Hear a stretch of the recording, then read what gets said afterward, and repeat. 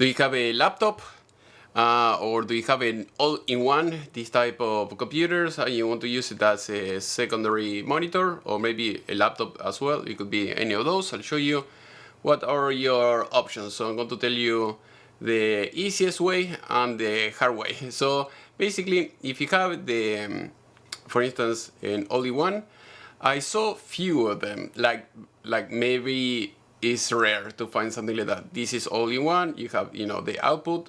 This is to connect to another monitor, and this is, let's say that you have a PlayStation and you want to play on your all-in-one. So this is something like that, or maybe you want to use a secondary computer or a laptop in this all-in-one. That is one option. And if you have a laptop, I've never seen a laptop with HDMI input, but just in case, if it has something like that, you may use it as a monitor. Otherwise, usually people who are asking me for this type of things is because the all-in-one is broken, maybe the motherboard is bad, or the laptop, the motherboard is bad, so that is the option. So here, this is in the best case scenario. Let's say your all-in-one works fine, just plug this in and that's it. Or if you have a laptop and everything works, just plug this in, great. If you have a laptop and you don't have that port, you can buy one of these adapters that you see here.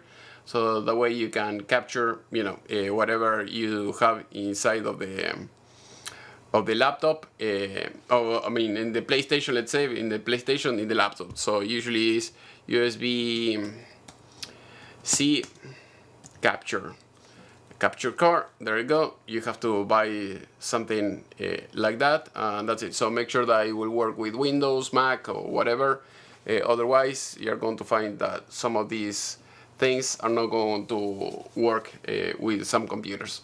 So once you do that, all you have to do is just use QuickTime if you have Mac, or if you have Linux or something else, you can use OBS Studio.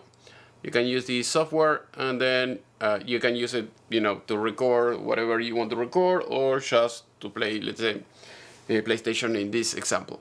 If the monitor, let's talk about the second option. Let's say that maybe your all-in-one is broken, the motherboard, or the laptop is broken. Maybe you can buy one of these adapters, you see, so that way you can connect the DVI or VGA, and then you are going to use 12 volts, and then you can use the panel, and make sure that you have, compatible, because some of them they are made for different resolution, and also they may have different numbers of pins, so you have to pay attention to that. For instance, here it says 30 pins, sometimes you have 40 pins. You see here in this it says 30 pins, and those are the options. So for instance, here I have another one.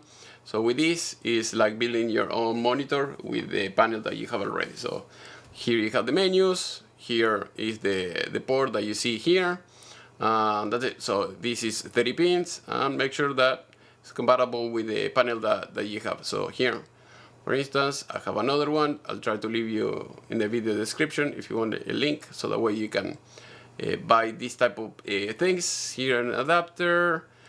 Here, otherwise in eBay you can find something. For instance, here this guy, he's selling the panel, he's selling the card and everything. But in this case, if you're going to spend that much, you may buy better off buying just a brand new monitor, and that's it, or maybe a used one. But here you have parts. You see here it says 40 pins, and it depends on what you want to buy. So that those are the options. So I was going to show you, I think I had another, here, I think the panels, okay, here, you see, here you have the pins. So basically, different panels, you're going to have different pins. Make sure that you buy that, that's it. So I think those are your options. So otherwise, the easiest one, just buy a new monitor, throw it away. If you're here in US, most people they will throw it away, buy a new one, and that's it. But if you're outside of United States and you don't have many dollars, I think this will be the best option for you if you want to spend very little.